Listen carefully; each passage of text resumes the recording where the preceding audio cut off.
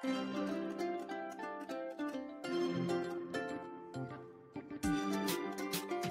বন্ধুরা, তোমরা সবাই কেমন আছো? আশা করি সবাই খুব ভালো আছো। আজকে সরস্বতী পুজো, তো সকালবেলা আমার আর ছেলের পুষ্পাঞ্জলি দেওয়া হয়ে গেছে, তো সেই সবের কিছু ভিডিও করা হয়নি।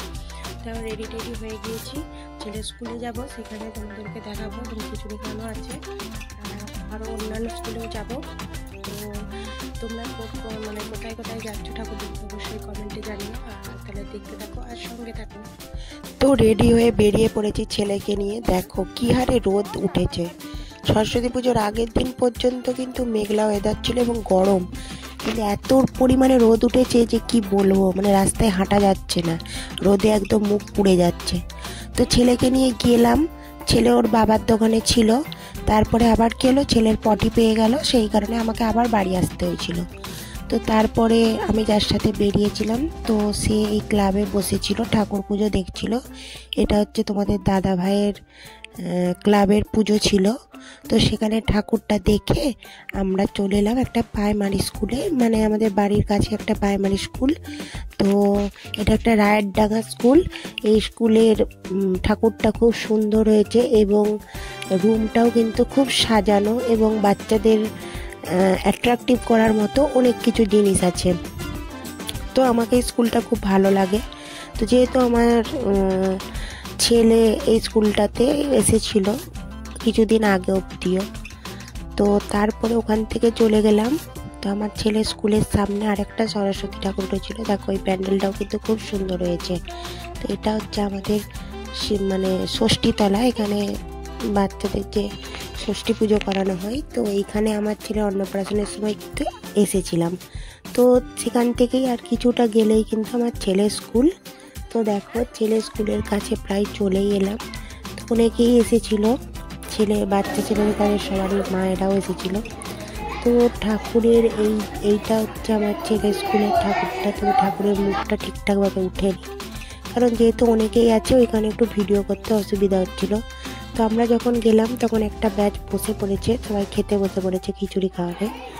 তো আমিও যেহেতু কোনো বছর খাইনি, তো এবছর দেখলাম সবাই খাচ্ছে যখন, ওই জন্য ছেলেকে নিয়ে বসে পড়লাম। তো খাওয়া দাওয়া হয়ে গেছিলো, তারপরে সেখানে কিছু ভিডিও করা হয়নি। সেখান থেকে বেরিয়ে এসে এটা আমাদের এখানের যে গার্লস স্কুল, সেইখানের ঠাকুরটা মা সরস্বতীটা দেখালাম। এখানে ঠাকুরটাও কিন্তু খুব সুন্দর হয়েছে। তো সেখান থেকে গিয়ে আমরা চলে গেলাম হচ্ছে হাই স্কুলের ঠাকুরটা দেখতে, এখানের যে সব থেকে খড়ারের যে বড় স্কুল, সেই স্কুলের ঠাকুরটা দেখতে চলে গেলাম। তো দেখো এখানে সরস্বতীটাও বেশ বড় হয়েছে এবং আলপনাগুলোও কিন্তু খুব সুন্দরভাবে দিয়েছে। তো তারপরে কি করলাম, ওখান থেকে আমরা বাড়ি চলে গেলাম। এখানেও তখন কিন্তু খাওয়ানো হচ্ছিল, খাওয়াতে বসিয়েছিল। তো ছেলে যেহেতু আসেনি, ওর বাবার কাছে রয়েছে, খুব কান্নাকাটি করছিল, ওই জন্য আমি কিন্তু এখান থেকে তাড়াতাড়ি করে বাড়ি চলে গেলাম, কারণ যেহেতু অনেকটা দুপুর হয়ে গিয়েছিল। হ্যালো বন্ধুরা, এখন হচ্ছে দুপুর 2:30 বেজে গেছে আর আমি বাড়ি চলে এসেছি 2টো নাগাদ।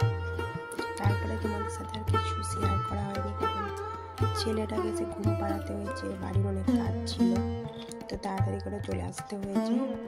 তো পুরো ভিডিওটা দেখলে সেরকমভাবে পুরো ভিডিওটা করতে পারিনি, কারণ এমনি ছেলে নিয়ে গেছি আর ছেলেও খুব দুষ্টুমি করছিল, বিরক্ত করছিল, এই কারণে সেরকমভাবে বেশি ভিডিওটা তুলতে পারবো। তো যে কটা জায়গা গেছি সে কটা জায়গায় তোমাদেরকে দেখিয়েছি। তা তোমাদের ভিডিওটা কেমন লাগলো অবশ্যই কমেন্টে জানিও।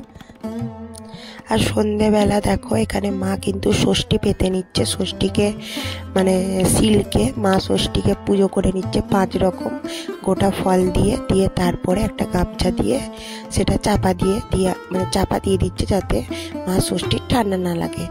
আর তারপরে জানো সরস্বতী পুজোর দিন অনেক বাড়িতেই গোটা সিদ্ধ থাকে, তো আমাদের গোটা সিদ্ধটা হয়েছিল বেগুন আর সিম দিয়ে। তো অন্যান্যদের বাড়িতে কিন্তু গোটা সিদ্ধতে মটরশুঁটি, রাঙালু, আলু, তারপরে শাক, পুঁই শাক, পালং শাক এসব দেয়, কিন্তু আমাদের কিন্তু শুধুমাত্র হচ্ছে সিম আর বেগুন দিয়ে কিন্তু এই গোটা সিদ্ধটা বানানো হয়েছিল। ভিডিওটা কেমন লাগলো অবশ্যই কমেন্টে জানাতে। ভালো লাগলে লাইক, কমেন্ট, শেয়ার, সাবস্ক্রাইব কোনো ব্লগে তোমাদের সাথে দেখা হবে। আজকের মতো আসি, টাটা, ভালো থেকো এবং সুস্থ থেকো।